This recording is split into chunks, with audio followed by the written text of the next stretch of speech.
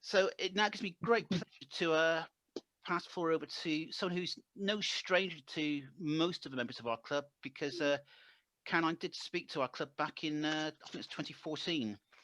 And I think for me personally, I've known Caroline for many years because we were at school together. And I think when she did her A-level maths, I think Peter was actually the head Kundi, where she traipsed a few miles down the road to that rival school to do the A-level maths.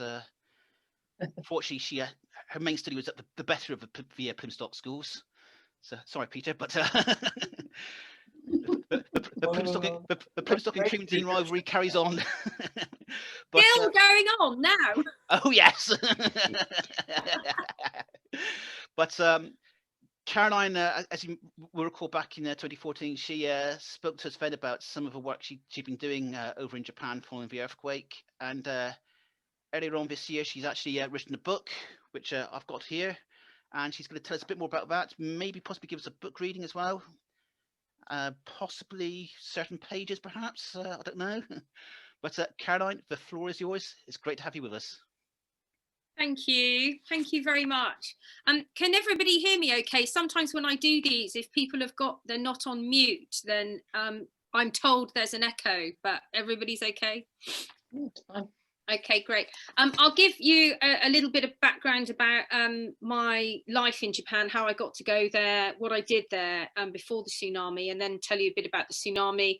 And then I'll read some extracts from the book as well, including something that you were all involved in. So, and then hopefully at the end, there'll be some time for questions or general discussions. But first of all, thank you for inviting me. I know everybody's really busy these days, and people get a little bit tired sometimes of sitting in front of their computer all day with work and then doing something that's not work related in front of a computer as opposed to socializing. So I do appreciate you coming to listen. I'd like to tell you a bit about my adventures in Japan and then perhaps inspire you to visit there one day when we can. I moved to Japan in 1996 when I was 24 years old. I'd grown up in Plymouth, and after graduating from Exeter University, I found myself fulfilling my childhood dream of teaching in the very same primary school I attended, which was Goosewell. I loved teaching, but I didn't love the idea of spending the rest of my life in the place where I'd grown up. I desperately wanted an adventure. I chose Japan at the suggestion of a friend who'd gone travelling after leaving university. Japan appealed to me because it was so far away from England. I didn't speak the language and I knew absolutely nothing about it. Going to Japan sounded about as adventurous as you could get. So I packed up a rucksack that was almost as big as me, and I headed off for that adventure, remembering my friend's words. Don't stay longer than a year. All the foreigners there are crazy. And I stayed for 15 years. Hopefully not because I'm crazy, but because I fell completely in love with a country that changed my life in ways I could never have imagined. I didn't love it straight away, but I was definitely fascinated by it. And I was in awe of what an incredible city Tokyo was, where I lived. Still now, 24 years later, I can find myself standing, looking up at the bright lights and the buildings, thinking, what an amazing place. Tokyo is an exciting, vibrant, 24-hour city where there is always something happening. And venturing outside of Tokyo, there are plenty of incredible cities to explore, open-air hot spring resorts in the middle of the countryside, snow-covered mountains to ski down, tropical beaches to enjoy, and of course, Mount Fuji to climb. Whether you like historical buildings, beautiful gardens, or impeccably presented food, there is something for everyone in Japan. Public transport is relatively easy to navigate and much easier these days now that the signs are all in English. It's incredibly safe. As a woman, I could wear what I wanted and walk anywhere at any time of day or night and know that I was safe. I found the people on the whole to be friendly and welcoming, proud to explain Japanese culture to visitors, and more than happy to point you in the right direction if you get lost. If you ever get the opportunity to visit Japan, please take it. Despite its beauty and excitement, I didn't love Japan right away because it was a bit lonely, to be honest, being a foreign woman there. I moved there before the internet or mobile phones and way before Facebook. It was difficult to meet people and many foreign women felt the same way. For a number of reasons, it was easy for us to lose a lot of confidence and to find it a challenging place to live. So about 6 months after arriving, while I was teaching, I created a magazine that would help foreign women survive and thrive in Japan. My magazine later inspired me to write a book, which had also been one of my childhood dreams, to be an author. And in 2001, I released a 350-page guidebook for foreign women in Japan. I self-published at a time when self-publishing was really difficult, but I just taught myself everything I needed to know. This was before print on demand, and I will never forget when the first print run of 3,000 books were delivered to my tiny apartment. And when I ran out of space, I made a sofa out of the books. And then I sat on it drinking champagne. I had written my first book. And by that time, Japan had very much become my home. Other people started asking me to publish their books for them, so I set up a publishing company. I published more books and more magazines, all aimed at the English-speaking community in Japan. I wrote a few more books myself. I had 20 employees and an office in central Tokyo. I worked really hard and I played really hard too. But then, out of the blue, in my mid-30s, I had 3 strokes. All my life, I had a hole in my heart that had gone undetected. Now, the stroke experience is in itself a whole other talk, so I'll skip that and just say that it took a heart operation and about 2 years for me to recover. And I know that I'm very lucky. You wouldn't know I'd had a series of strokes if you met me.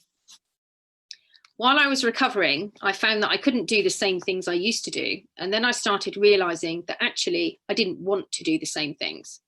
While I had always wanted to write books, running a company was never a dream of mine. And I felt that I really wasn't doing enough with my life to contribute to the world. So I gradually sold my Japan business interests, keeping just one magazine that I ran from home in Tokyo, and it gave me more time to write.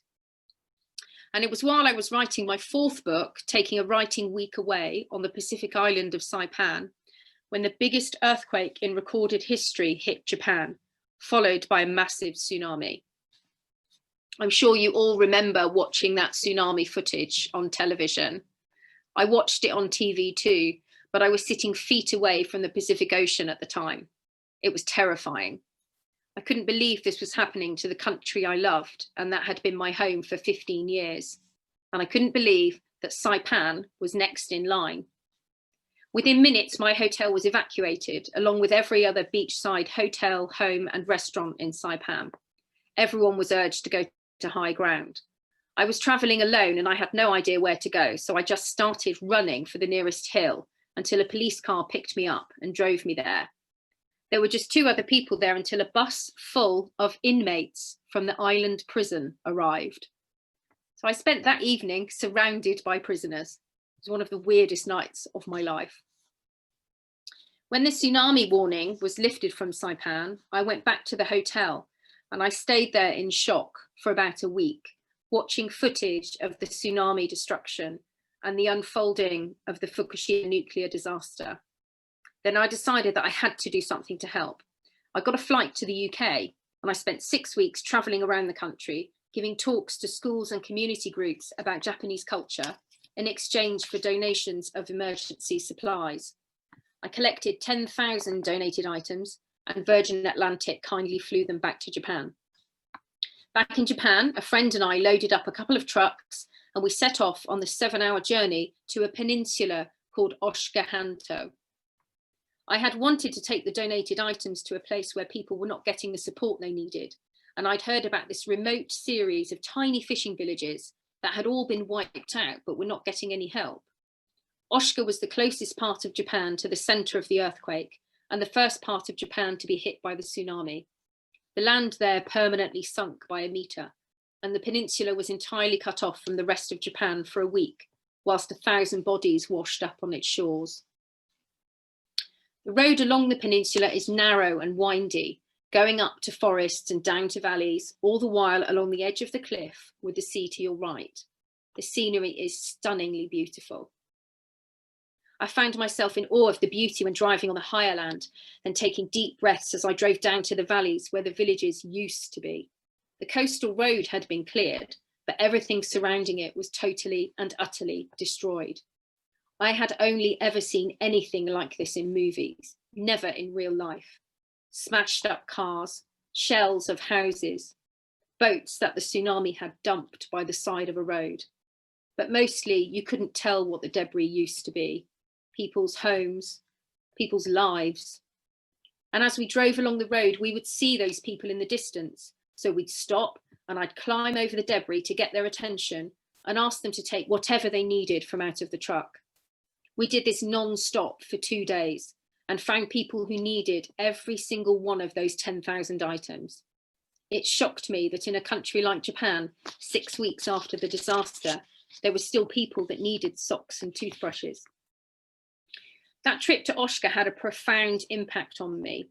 It wasn't just the beautiful scenery, but the beautiful people I met there.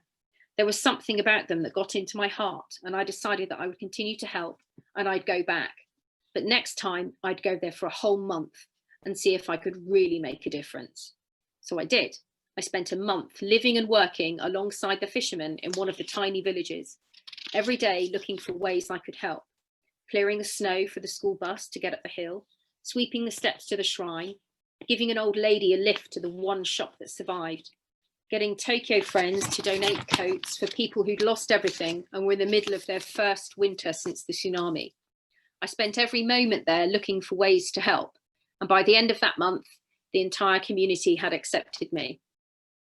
That was January 2012. And since then, I've returned to Oshka every year, sometimes twice a year, sometimes for a month, sometimes for 3 months. The people on Oshka have become like family to me. My love for Japan moved from Tokyo to Oshka. I didn't want to live in Japan if I couldn't live on Oshka. And when so many people there didn't have homes until 7 years after the tsunami, I wouldn't have felt comfortable moving there myself. So I settled in Cirencester, where in 2013, I started a pickling business called Auntie Caroline's. And I'm very grateful for that business because it gives me the time and the finances to go to Oshka every year. It took me 7 years to feel really happy living in England, and Japan is always with me. My home is full of Japanese influences. I still give talks on Japan. I've spoken to quite a few Rotary groups over the years. I'm in regular contact with my Oshka friends. I look forward to going back every year, and I still raise money for them. During the almost 10 years since the earthquake, I've raised about £170,000 for Oshka. This money has gone to almost 40 different projects that I coordinate while I'm there, and also while I'm here in the UK.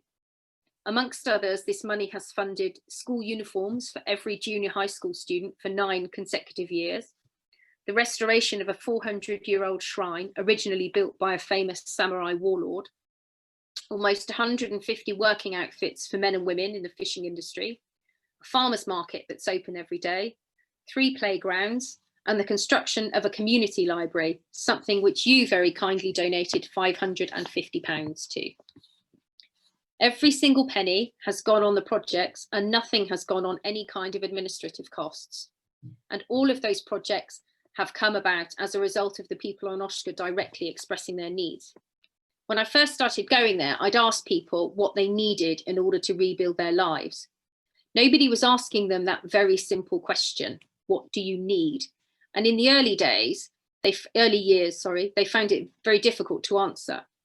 The immediate shock after a disaster on this scale goes on much longer than you think. And during that time, people find it hard to articulate their needs. But over time, they started feeling able to answer me. So I would ask them what they needed, they would tell me, and I would just try to make it happen. And I still do that now. I've learned a lot about disaster recovery. And the most important thing I've learned is that it has to be led by the community that's been affected by the disaster. Not local or national government, not charities, not even disaster experts, but by the people within the communities. I think everyone else has a role in trying to make things happen, but I strongly believe that any decision making has to stay within the community. I think that each of those projects taught me a lot about what is actually needed as a community recovers from a natural disaster like this. My love affair with Japan has taught me many other things. I've learned to be patient and to listen more than I speak. I've learned to communicate from the heart and not from the head. I've learnt the benefits of living in a real community rather than in the isolated units we tend to in England. I've learnt to eat in a restaurant alone and to feel entirely comfortable doing so.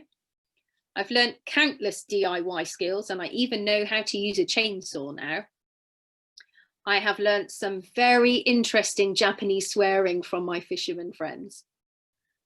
I have learnt that even modern countries have no idea how to manage the long-term aftermath of a major disaster. And I've learnt that when the media coverage of such disasters is long gone, people all over the world, like yourselves, do still care about the lives of the survivors almost 10 years on. I decided to mark the upcoming 10-year anniversary of the tsunami, which is March 11th next year, by writing a book about the people of Oshka and about the friendship that's grown between us. My book is called 1 Month in Tohoku, an Englishwoman's memoir on life after the Japanese tsunami. I'll send you the details through here and you can look it up if you want to. But for now, please allow me to introduce you to some of the people of Oshka by reading some extracts from the book, if that's okay. First, I'm going to read a little bit about the library that you very kindly helped to make possible. And I'll send you the picture now. I haven't sent a photograph before through this, so I'm hoping this is going to work.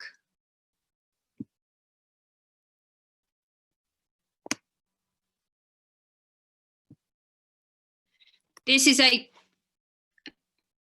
don't know if it's going to, I haven't done this bit before, so, but this is a photograph, a page in the book, and there are a couple of photos in there of a couple of buildings that that I've found sponsors for, and you can see you see the pictures?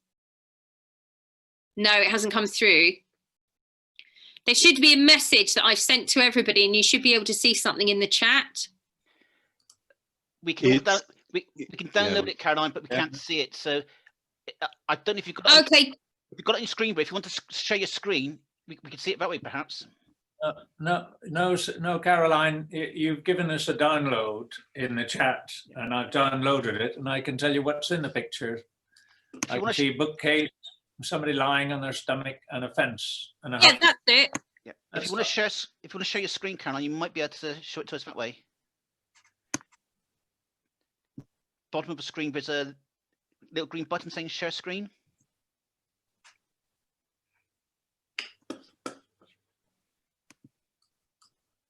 Oh, I might show something accidentally. Now I'm getting worried. I don't think there's anything on it, but I don't know. Have Santa share his screen. Darren, ask Santa to share the screen.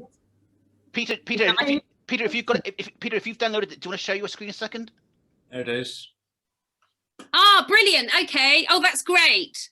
Teamwork. So, oh, thank you. So the picture, I'll just, the top left and the top right and the middle left, they're all pictures of a bus stop. So there's a whole other story there about this luxury, bizarre little bus shelter that I built in the middle of a wasteland. But the ones I want you to look at is the picture at the middle right and the bottom.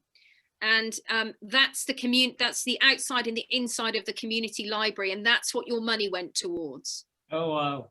So if you can just keep that up while I read the little bit about the library, actually, and then you know what it is that that I'm talking about. So in my efforts to make the library a very special place, one that would be truly useful for the local people, I decided to ask them what books they wanted. I could have just put a call out to my network for them to send up any books they didn't want anymore. And knowing how big-hearted my network was, I would have received hundreds of books, if not thousands. But most of them would have been in English, which nobody speaks on Oshka, and many others might not have been of interest. I had to find out what books were actually needed and wanted by my Oshka friends. And this is what I mean about always trying to find out what people actually need. So I set up a wish list on Amazon, and I carted my computer around, asking people to look through Amazon with me and add books to the wish list. I asked them to think about the books that were special to them when they were children and books they'd lost in the tsunami. Books can be comforting, they can be decorative, and in my opinion, they really make a place home. I wanted the people on Oshka to feel literally at home in the library. It was quite a challenging process, with very few people using computers on Oshka, It often took a while to explain the whole process to them. This is where I realised that I did truly have unlimited patience when it came to my friends on Oshka. But once they got into it, it was really fun to do this together. It was sad to see them think back to the books that were washed away from their homes, but I loved seeing them get excited when they spotted a book they were so fond of. It was interesting to see the kinds of books people chose. I learned a lot about people's interests. I would never have guessed that Takahashi-san, the pig farmer, wanted to learn all about the history of Israel. And I was really surprised to discover that the vast majority of books people added to the wish list were non-fiction. There were very few novels. Skasa-san, he was the architect. Skasa-san and I had been excited to work out that the library would have space for 1,000 books. I put the word out to my network to start their online book shopping. The response was, as always, incredible. Amazon's wishlist service was perfect for a project like this. People from anywhere in the world could support this project by just clicking a button, and the books would be delivered directly to Ohara. Boxes of books arrived every single day, and the pile in my little room in the centre got bigger and bigger. When the library was completed, they were all carried over and organised into categories. I made bilingual hearts with information about each of the sponsors to decorate the walls. And there's one with a picture and information about all of you. I bought wooden toys and games for both children and adults alike that would be stored inside the stalls. And I had a special stamp made for the inside front cover of all the books. The finished library was beautiful. It was everything I had hoped for. It was warm and welcoming with comfy cushions, both inside and outside seating. It had a wide range of books that were curated to suit everyone's interests. And the 3 spaces, the indoor library, the outdoor decking in front of the library, and the lower beer garden, the Ohara boys christened it that, all provided much needed spaces away from the temporary housing. I felt quite emotional when it was completed. I think we all did. I had a lump in my throat when I caught Skasa-san having a quiet moment alone inside it. And the tears arrived in full force when I found 2 teenagers inside, silently lying across the floor, immersed in their favourite books. So thank you, all of you, for that. Can we go back to the... That's it. Thank you. I'm going to read a few other extracts, if that's okay. We're still okay for time, Darren, yeah? And the extracts I've chosen are ones that tell you about the people there. And I think it's really, the reason I've done that is because I think it's really easy, especially with disasters that happen on the other side of the world. It's very easy to distance ourselves from it and to forget that this is happening to real people just like us who have real lives and sometimes they've had something terribly sad, tragic, awful happen to them. But human nature means that we keep our sense of humour, doesn't it? And the people on Oshka are brilliant at keeping their sense of humour. So I chose these ones to give you a little bit of sense of the personalities and maybe explain to you a little bit about why I fell in love with them so much. The women at Shimizu Hama had to be some of the naughtiest on Oshka with their saucy dancing and filthy cackling. I loved visiting them with a car full of clothing and listening to them tell me about their lives both before and after the tsunami. The women I spent time with were mostly in their 70s, and they'd still been working alongside their husbands before the earthquake, supporting them in the oyster fishing industry. In many cases, their parents had also worked in the industry and their children and grandchildren were following suit. When I first met them, they told me that since the earthquake, there wasn't any work and they had very little to occupy their time. They just ate and slept and were totally bored. They had no sense of a future and no answers when asked about any hopes or dreams for their later years, and they had years left in them yet. Unprompted, they'd start talking about what actually happened to them on the day of the tsunami. I'd been told that for months, people here couldn't speak about what happened, and my visit came at an interesting time. People had started to feel able to talk about that day, and they needed to. They spent most of their time in their own individual rooms and rarely got together in the communal rooms. So delivering the coats was a nice way to gather everyone in the same place for a while. It gave them some space to talk. One woman told the story of what had happened to her. She had 12 minutes to get out of her home before the tsunami came.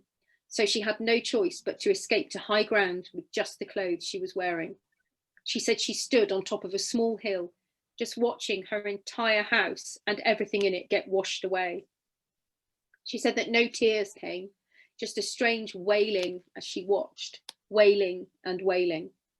She wore those same clothes for 3 weeks. They all did. And as they reflected on that time, all the women started laughing and teasing each other about how badly they'd smelled. The woman who had initiated the conversation about the day of the tsunami started cackling away, and she said that I should write about her sad story and make everyone who read it cry. She thought this was a hilarious idea.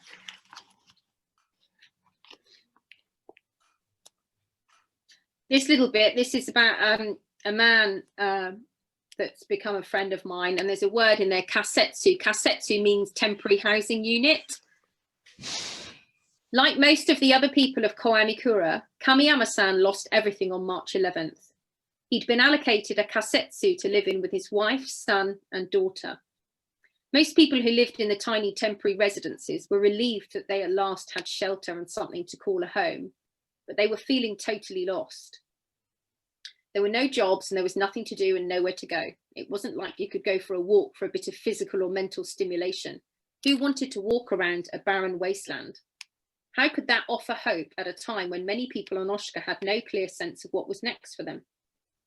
Kamiyama-san, who by the October after the tsunami had had enough of sitting around his kasetsu, decided to build his own home. He owned a bit of farmland that the tsunami hadn't quite reached, and he decided to build a house on it. He'd worked on boats before, he'd never done any carpentry, happily admitting that he had no idea what he was doing. On the first day, his neighbours from the kasetsu had all lined up against the fence to watch and laugh, saying he'd never be able to do it. But he did. He collected scrap from the debris, careful to get permission for every single piece, and constructed his entire home all by himself. He used some of the money from the government to buy items he couldn't find in the debris, but was very careful in trying to build the whole house without going over the 2 million yen compensation. 2 million yen is about £14,000. He didn't want any help with the construction work because he thought that any carpenter that set foot in the place would say it was a disaster and suggest he tear it all down. He was more than happy to build the whole house on his own. He was 72 years old.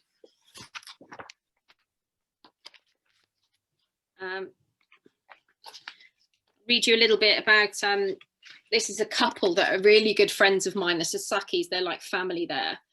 I don't know if any of you are connected with me on Facebook, but whenever I go to Oshika, I'm always posting things about the Sasakis and what I'm doing with them.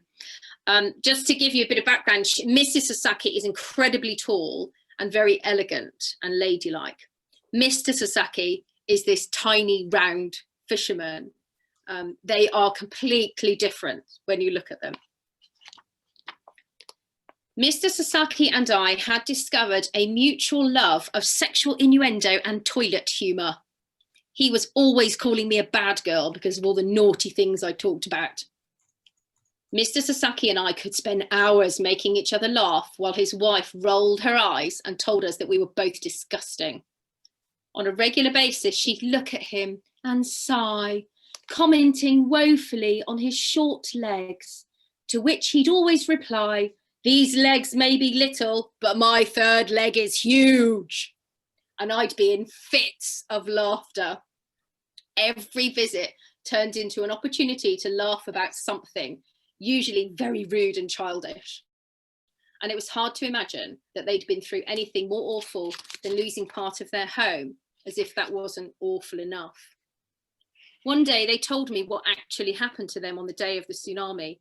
And again, even though, of course, I was aware that dreadful things had happened on Oshika, it was quite different listening to someone I now knew tell me right there in front of me, someone who'd welcomed me into their home and seemed to consider me a friend, someone who gave me a massive hug every time we said hello and goodbye, someone who, as I've always believed about people who come into our lives, felt like they'd become a little part of me.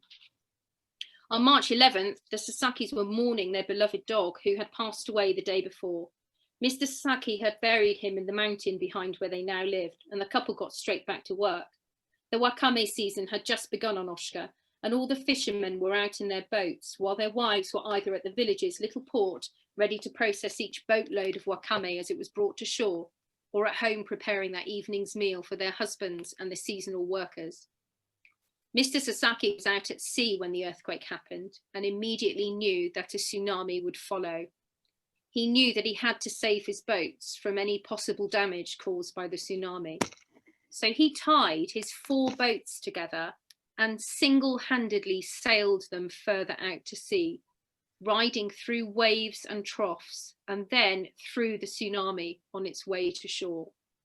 He waited in the middle of the ocean for 2 days, without telephone or radio contact, and no idea what was happening inland.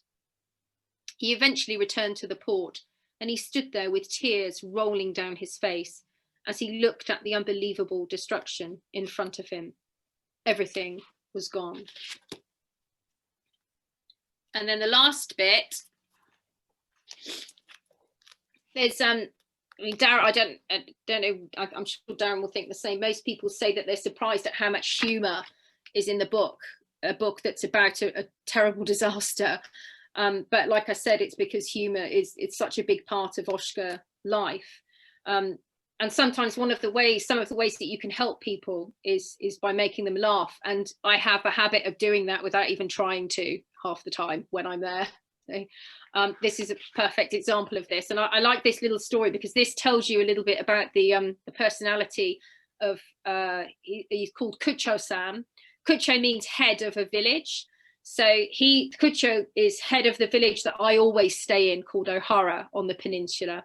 And there's another man there called Hiroyuki, and Hiroyuki isn't local. He was kind of hired by an outside body to try and help, but he used to really enjoy bossing me around, and I didn't really like that very much. So sometimes we clashed a little bit. So this little bit is about these the 2 people. So this is on my first, when I went there for the month, and I was learning everything, and I didn't really know what the done thing to do was, and I was roughing it. I was sleeping on the floor of a building that survived the tsunami. So I'm going to sneeze in a second, excuse me. No, it's gone. Right. I travelled light, so I knew at some point I'd have to find somewhere to do some laundry. But no, I've got, sorry. No. I'm really sorry. I knew I'd have to find somewhere to do some laundry, but given the living conditions and my desire not to use up local resources, I had a strict rule before an item of clothing was permitted entry into my little laundry bag. It had to fail the sniff test. If it was dirty on the outside, but still passed the sniff test, then it would be turned inside out and worn that way. Nobody ever noticed. One day when I started getting desperate, I spotted a little washing machine around the side of the community centre that had a pipe attached to an outdoor tap. I threw in all my clothes at once, no separating anything. Added a sachet of laundry detergent I'd found lying around, some hot water from the kettle, turned on the wall tap and the washing machine. It was a bit like being at university when I used to just throw everything in and hope for the best. The washing machine sloshed around for about 6 minutes, after which I then ran the cold water to rinse everything. It was a bit like, and I took it all out to put in the spinner standing next to it. It was a bit like something I remember my grandmother using, but a lot noisier. Hiroyuki told me to hang my clothes in my room in the centre, but I'd been taught never to dry clothes indoors and that clothes needed to blow in the wind. I looked outside the centre and I spotted a length of rope with pegs on it tied between wooden poles. Perfect. Someone else had obviously hung their laundry outside before.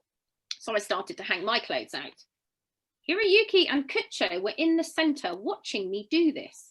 Kucho looking amused and Hiroyuki slightly worried.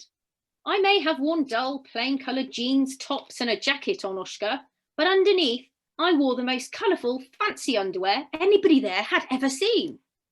Hiroyuki freaked. He said that Japanese people never hung their underwear outside, and he ordered me to take it down immediately.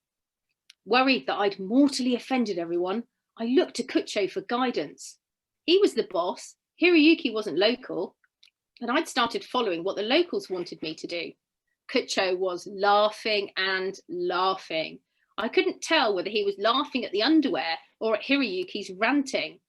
Either way, Kucho thought this was one of the funniest things he'd ever seen. Shall I take it down, Kucho?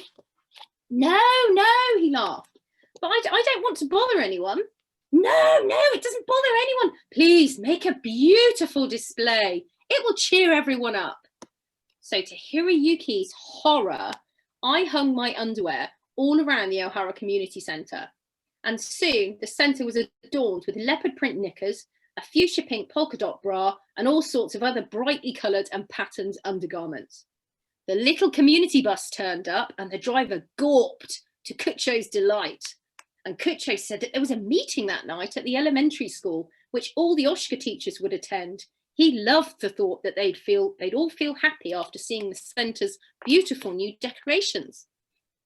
I was told that at dinner that night, everyone in Ohara was talking about who had seen the English girls' underwear and who hadn't.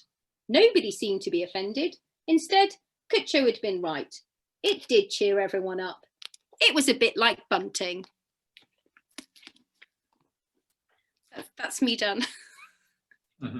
That was brilliant, Caroline. Thank you ever so much for that. Thank you for sparing my blushes about not reading out page 226.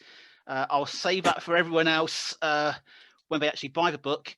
All I will say is our club does get a very good mention there, but when I read that page, I was choking my coffee.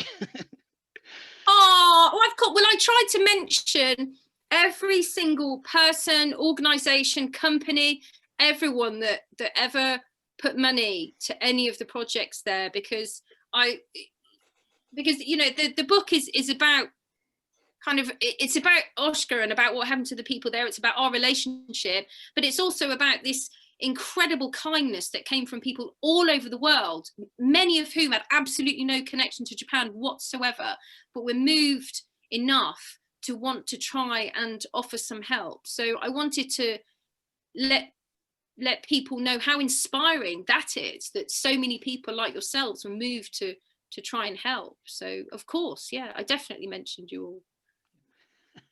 Thank you, Caroline. Certainly, I will be planning to go to Japan at some point in the future, especially after reading the book. But I know my wife Mel, there's a particular island just off Japan that she wants to go to. We just got a certain fairy creature on which she adores. Hundreds and thousands. Oh, is that Neko Island? Yeah, she wants to go there. But any questions? And I can see Dominica's got a hand up there. So Dominica, yes. I was wondering how long it took Caroline to learn to speak Japanese. Obviously, she learned to speak Japanese very well because she was able to enjoy all the rude jokes. But I was just wondering how long it took, because she said when she arrived. Yeah, I did it. Well, my Japanese isn't very good. I mean, I get by. I have no problems communicating, but that's because I find ways to communicate. So I can't say that I'm fluent. And often, if you put me in front of somebody in Tokyo, I can't always fully understand what they're saying. Whereas you put me on Oshka, where they have a really, really strong dialect, and I know the kinds of things that are being talked about. And you can look at the situation, you can look at, and there's a lot of sense going on. There's an awful lot of them meeting me halfway as well. They don't speak any English, but they know the Japanese that I find easier to understand. And so I'm not fluent, and I've never studied. When I lived in Tokyo, I set up my first business after about 6 months of living there, and I was working full time during the day and then trying to start a company in the evenings, which some of you might know is incredibly hard work. And I never had time to study. And once you start a business and it keeps just going, you just get busier and busier, and you never have time to take those 2 years out that you really need to study a language like Japanese to become fluent. So even though living in Tokyo for 15 years, my Japanese was very, very basic. It's only on Oshka I've learned from them, which is why I understand the swearing so much, because there's a lot that goes on there. So the rough dialect of the fishermen, but you can't. I learned everything. My Japanese, I learned it from them, and I learned it by listening to everything. and I had a little notebook with me, and I would note down things I kept hearing, and rather than expect somebody to explain to me what something meant, then when I went back in the evening on my own, I would then research what all these words meant, and then try to use them. And I did that every single day, and I still do that now, actually. I learn new words every time I go there. Yeah. I haven't studied. You need to study Japanese, really. I'm sure. I'm not difficult. Sarah. Yeah, I had a question about the lovely library. I just wondered how it worked. Had they had a library before? So on the very no, they didn't have a library there, but on the very far end of the peninsula. So it takes probably 45 minutes to drive from one end to the other. Yeah. And on the other end, there's a building that was built there, and it was built by the nuclear power industry. And a lot of the local people aren't very fond of using the building, to be completely honest, because they see that as money, that kind of bribery money went into building this, to putting this building there. And inside that building, there is a library, but it's a very, very different kind of library. I've never even seen anybody in it, to be honest. What I was trying to do in this little village, and it's open to everybody on the peninsula, it's not just in that village. What I was trying to do was about creating a space that was home-like at a time when they were all living in temporary housing units. I see. So, and the idea came about, I think, because when I built the bus shelter, which was also in that picture, so I had this long story with the bus shelter. I won't go into it now, but it was, the idea behind the bus shelter was, again, creating this home-like space, which is why it's got sofas in it. And I noticed after I built that people were just going and hanging out in it, even if they weren't taking a bus anywhere. And then I thought, well, look, it was a complete wasteland, and this was just a nice place to just go and sit. So I wanted to do that with the library. So there wasn't anything there before. No. It's just like a living room almost in the middle of nowhere with just books. I see. So people didn't take books out, they just went and read or hung out there. Oh, right, they did take books out. Yeah. So they've got a little, they organise themselves, they've got a little book, and everybody writes in it. They're allowed to take a book back to their homes for a week, and then they bring it back, and they just can lie around there and read. Yeah. No, I see that. I see it's a lovely idea. Yeah, well done. Amazing. Any other questions at all for Caroline? Seeing none, Peter, could I ask you to give the vote of thanks, please? Yeah, I'm delighted to be able to do this, and it's I tell you, it's a pretty challenging thing to give a vote of thanks to a talk as impressive as that.